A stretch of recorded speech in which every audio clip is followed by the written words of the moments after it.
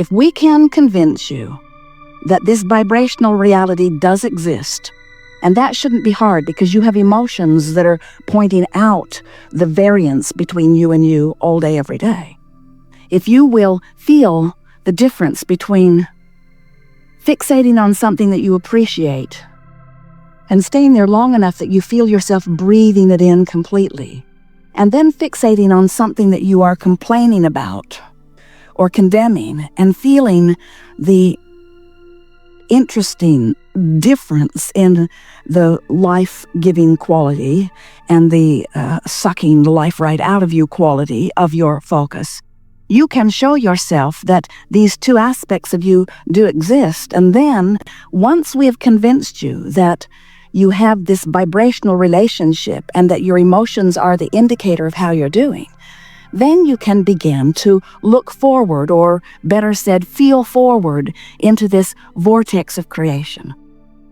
Once you believe, now the vortex takes you in frequently, and once inside this vortex frequently, you begin, and we know this is going to sound ethereal, it's going to sound new agey, it's going to sound religious, it's going to sound like another dog and pony show. When you get inside the vortex, you will have the gift of sight, the gift of hearing, the gift of seeing, smelling, tasting, touching. When you get into the vortex, when you get in there and have practiced the vibration of it long enough that it comes easy to you, we see you sometimes, you'll meditate for 10 or 15 minutes and release resistance in the process, which means you're in the vortex, but then you come out into your day and complain like you have been, so you spend most of your day practicing the out of the vortex vibration and very little bit of your day in the vortex practicing the in the vortex vibration. This Art of Allowing workshop is all about getting as close as you can to the vortex and trusting that in time, if you get close enough, often enough, the vortex will take you in, and as it takes you in often enough, you're going to begin to practice the vibration inside the vortex, which means your resistance will subside, and by law, everything that you have been asking for, all of which is in this vortex of creation, must manifest in your experience, where not only you, but others may see it. Now, it's important to know, and you know this already, those not in the vortex usually can't see what you're manifesting because their vibration is such. Haven't you ever just felt wonderful and somebody else just feels awful and you're looking pretty much at the same street on the same day in the same city? In other words, there are as many different worlds moving around here as there are moods and attitudes. Esther sat to meditate one day and fixated on the words ease and flow. Ease and flow. And she couldn't think about ease without thinking about ease. Ease is a hard thing to be confused about. Ease is ease. Ease is wonderful things happening without struggle. Ease and flow. And as she pondered those two words for 15 minutes, when she came out of her meditation, her day turned around. She found more productivity with more fun and less effort than she'd experienced in a long, long time. And she thought, I liked that feeling of ease. And we say, what she did was she accepted with very little effort the leverage of the vortex. When you care about getting in there, when you care about ease and flow, when you care about clarity, when you care about the way you feel, and you're willing to loosen your grip on the impropriety or the imperfection or the downright wrong behavior that you've been focused upon somewhere in your physical world, when you're willing to feel for alignment rather than sort out the problems longer, what you're going to discover is you have put enough into your vortex of creation to keep you happily busy for 20 or 30 lifetimes. And when you focus in a way that no longer keeps you out of the vortex, everything that you want will show up in your experience. Now, we hope you heard that in exactly the way we meant it, because we want you to accept that what law of attraction is, it is a unifying law. It is a culminating law. It is a attracting law. In other words, it is the law of rendezvous. It is the law of rendezvous. So if you've got a lot of ornery people in your life, the law of rendezvous is just showing you who you are.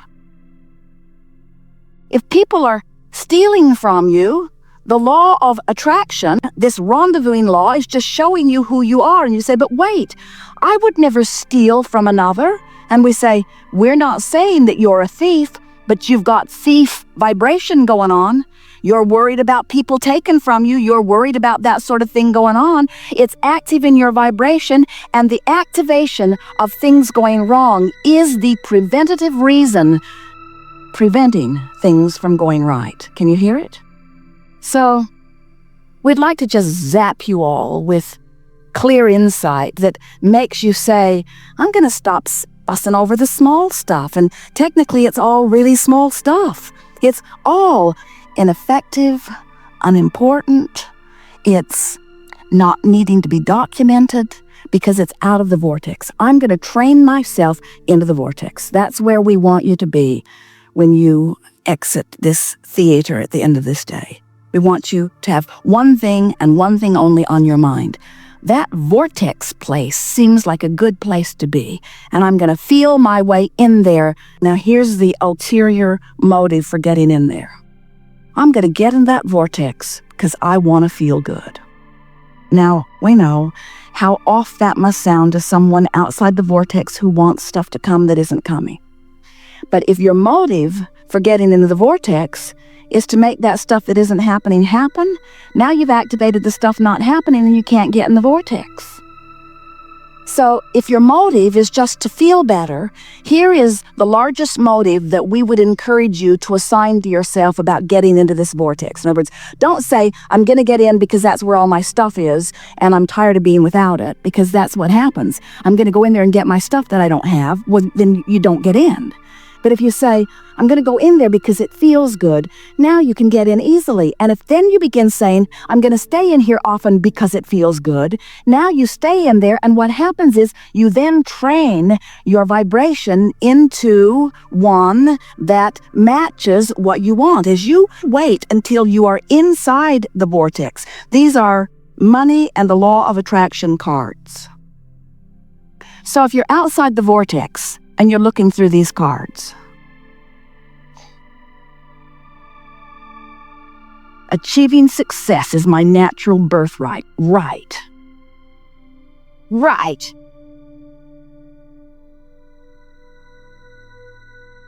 You know how it feels to be outside the vortex, affirming what you do want? It's like pouring salt in the wound. It's like saying, who writes this stuff? Who writes this stuff?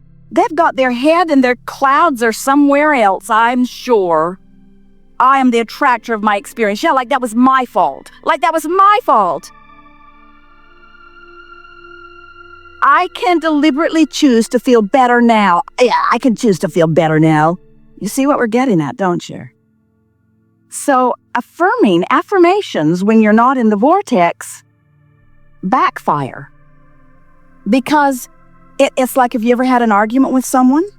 The more they tell you how wrong you are, the more you dig in your heels about where you are, the more you hold to what your convictions are. And if you've been practicing an out-of-the-vortex conviction, and then you try to affirm its opposite from out of the vortex, all that happens is you just dig in. You just dig in harder. But if you dance your way in, if you meditate your way in, if you have a massage your way in, if you put your feet in the lake your way in, if you pet your cat, meditation is a very good way. If you feel your way in by reaching for thoughts that feel good, and now you're inside the vortex. You're in the vortex. You're breathing deeply. You're feeling good.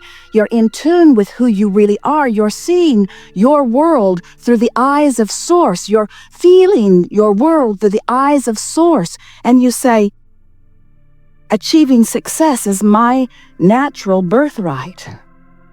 Achieving success is my natural birthright. Achieving success is my natural birthright. Now you want to read the other side of the card. In other words, when you're in the vortex, and then you affirm, or then you think about someone you love, or then you focus upon something that you want, what happens to you is you practice that successful vibration. And you're awake while you're doing it. You're practicing it, you're awake, and now you've set a new tone. Now what happens, then you'll move into your day, and as you move into your day, you might have another reactive moment because there are tailings of how you thought the day before and how you thought the day before. Your law of attraction attitude or stance didn't turn around on a dime during the 15 minutes that you were in the vortex. But if you do it today and tomorrow and the next day, if you make it an important part of your day, what will happen is you will become aware of in the vortex thoughts and out of the vortex thoughts. And you'll catch yourself as you are moving through your day so that you will finally become a deliberate creator. That's what proactive attraction is. You become a deliberate creator because you offer your vibration on purpose rather than reacting to what's going on. We offered a game to Esther and she had such fun with it. She loved that feeling of ease and flow so much.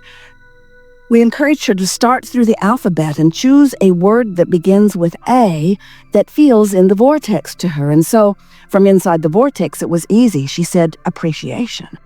And then just held the thought long enough that she received the feeling of complete alignment with her source. And then we said, choose a B word. And she said, bask, that's easy. Clarity, that's easy. Delicious, divine, that's easy. Energy, easy, ease, all easy. Fun, full, focus. Now, from inside the vortex, focus. Oh, focus is fun. Focus feels great if you're inside the vortex. If you're not in the vortex and you think focus, now it feels like harder work. So what you do, you get in the vortex and you're pretty sure you're in there and then play the alphabet game. In other words, it's so fun to find more in the vortex emotional words. Esther found if she would preface her search for the word with, I feel more. I feel moved. I feel magnificent. I feel joy. I feel happiness. As you want to feel and you reach for those words that you consciously acknowledge feel good to you, what happens is you're going to train yourself, you're going to train your vibration. You're going to train your point of attraction. You're going to train your point of attraction into everything that you've asked for. And then what happens is it has to start showing up. So then it gets easier and easier and easier because not only then are you proactive because you're deliberately going to the vortex that no one else can see, and you're deliberately reaching for a feeling that feels good only to you because you're in there all alone. In other words, you're deliberately doing it, but if you do it long enough, what begins to happen, and long enough, we only mean a day or two or three or four, a week, a month. In other words, as you practice this for 15 or 20 minutes every day, you will train your vibration into a new point of attraction, and then you will begin experiencing a life that you can then react to. Wonderful life. In other words, isn't it great when there is someone lovable standing right before you who is so easy to love? But before you know about the vortex, and before you know about how you can find the feeling of love even if you are surrounded by scoundrels, before you know that, then lovable ones usually just train you to be annoyed at those who aren't lovable.